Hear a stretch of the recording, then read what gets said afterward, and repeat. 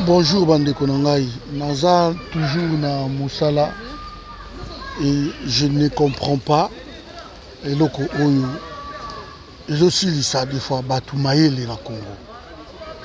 Voici un président qui fait perdre notre pays le temps. Ça fait presque,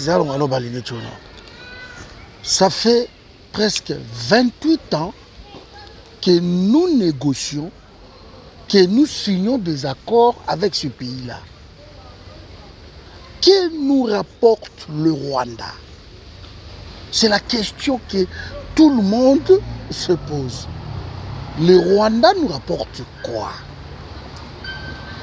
Comment on peut perdre 4 ans de son mandat, de ne rien faire au pays, mais parcourir le monde entier pour négocier avec le Rwanda? Problème nini yango ici la raté. Kagame a un pays na yé le Rwanda. Nous on a Congo à nous. Si comme Kagame a zolobaki ba faire le Congo, ça ne lui concerne pas. Pourquoi aller négocier avec lui? Lelo na Nairobi, lobi na Uganda, lelo na Angola, lobi na New York, lobi na Jordanie, lobi na France, et partout. Pourquoi? Pourquoi signer des accords avec un pays agresseur? Pourquoi signer des accords avec un pays qui nous dérange? Pourquoi signer des accords avec un pays un président de la République, il faut comprendre que Azan a mandat il y a 5 ans et il ne peut pas passer son temps à courir derrière un président qui ne veut pas nous laisser la paix. Il faut lui faire la guerre. C'est tout ce qui nous reste parce que ça fait 28 ans. Bande konayo tout ba meki gauche droite.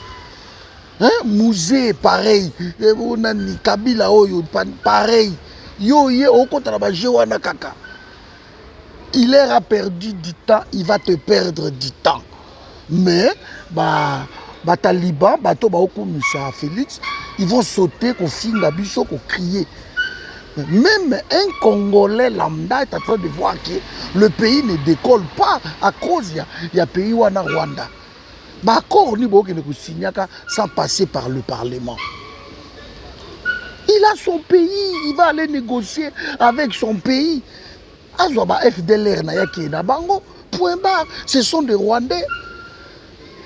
Mais comment un pays a moukende nyo wana bo et ko kangabiso to pesa ka ba raison to lobi que non oh mindele ba derrière mindele ba derrière. Mais nous même Congolais nous faisons quoi? Si le président Malonga Vandi a Osalani, il va décider le pays là. Il appelle l'opposition, il appelle la majorité, il appelle le peuple congolais. Bon, il y en a marre de ces pays. Maintenant, nous occupons l'armée. Les généraux, ils ont Katiwana, ils ont embrouillé le pays, de Longo Libango, advienne que pourra. Les soldats, ils ont moyen, gauche, droite. On ne va pas continuer. Parce que il y a pays, vous ne consacrez pas du temps dans le pays. Tout le temps, ma conseiller na Kigali, tout le temps, ma ministre na Kigali, tout le temps, président Yemoko, gauche, droite. Hein? Négociation, négociation, négociation, négociation. Hein? Il ne faut pas aboutir le peuple. De ceux qui pouvoir, quand même dans ma réaction, il orgueil. Personne ne peut comprendre ma nous sommes fatigués de comprendre qu'un président, il est tout le temps gauche, droite, gauche, droite, gauche, droite.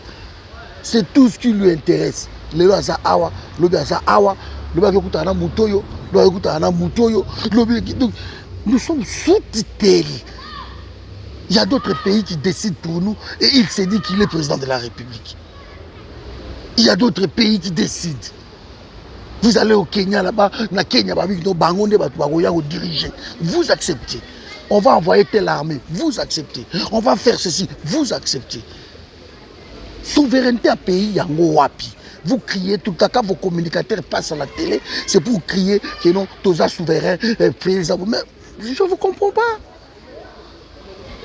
Pourquoi Kagame a dit qu'un pays n'a bichoté? Lui, il a bâti son pays pour un pays n'a bichot. Est-ce que vous avez surtout arrêter tout ça, là, tu peux une guerre comme ça, qu'il arrête, parce que tu n'as que 5 ans de mandat, et c'est belleté, mandat à 5 ans.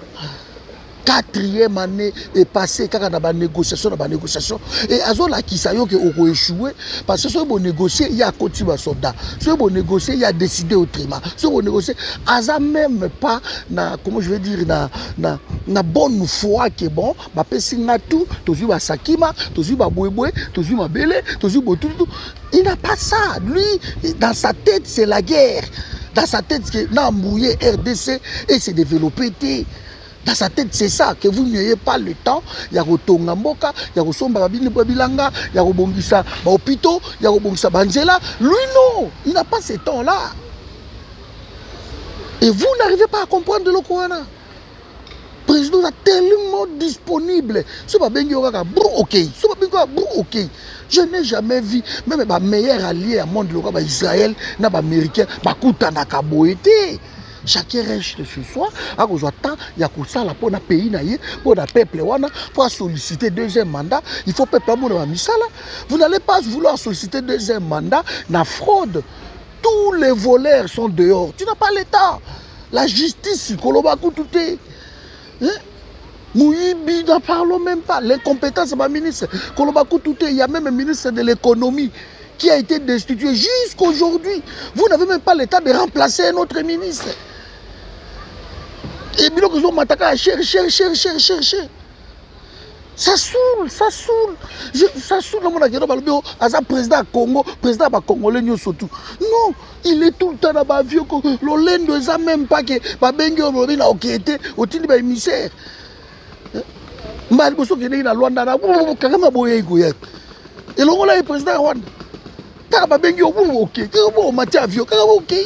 Au Koufa. Malboso qui est dans Kenya, il a refusé de partir. Tant que Bengi va arménien surtout, généraux tout na est, il a refusé de venir. Tant que Bengi va corps il a dit ça il a refusé de venir. Parce que lui na mutu na ye eze loko wana te. Na mutu na ye le Congo ne va pas se développer pour na Rwanda et se développer. C'est dans sa tête. Pourquoi vous êtes incapable de voir ça? Moi, je ne peux pas soutenir de tels présidents. Je ne peux pas soutenir de tels gouvernements. Je ne peux pas.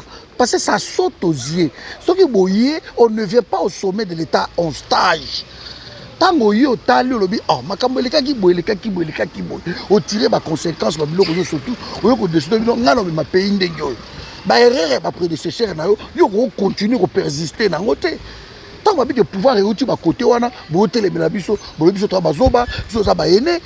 jaloux. Mais ça se voit. Et c'est vraiment Félix va passer tout son temps à négocier avec Kagame.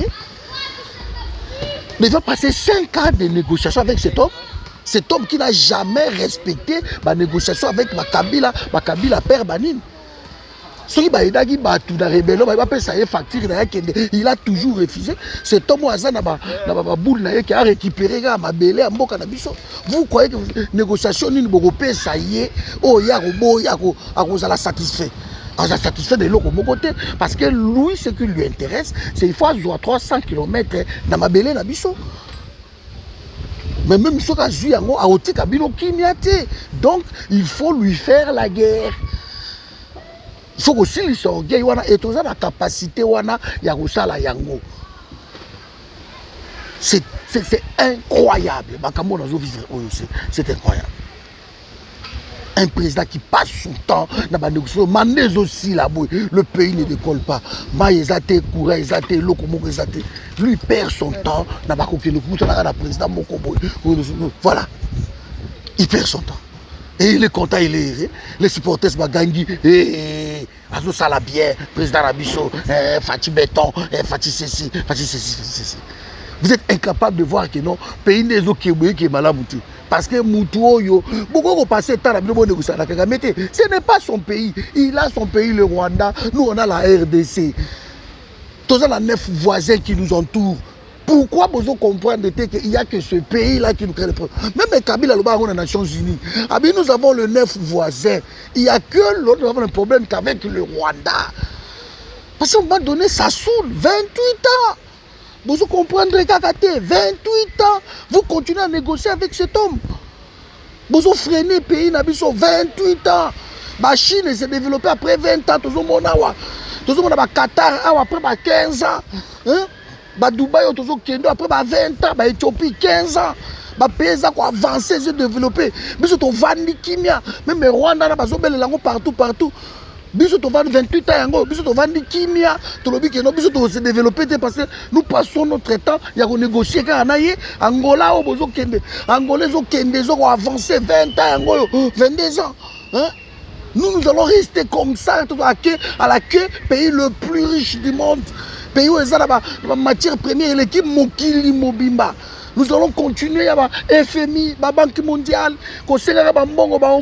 nous avons tout richesse. Beaucoup travailler ressources humaines, beaucoup travailler mytho abatouté, intelligence abatouté, beaucoup travailler en côté. Vous passez votre temps, il y a une négociation avec un pays qui a décidé de nous pourrir la vie. Va signer tes négociations là-bas. Bon, je soutiens peuple. Merci. Cordon Patrick.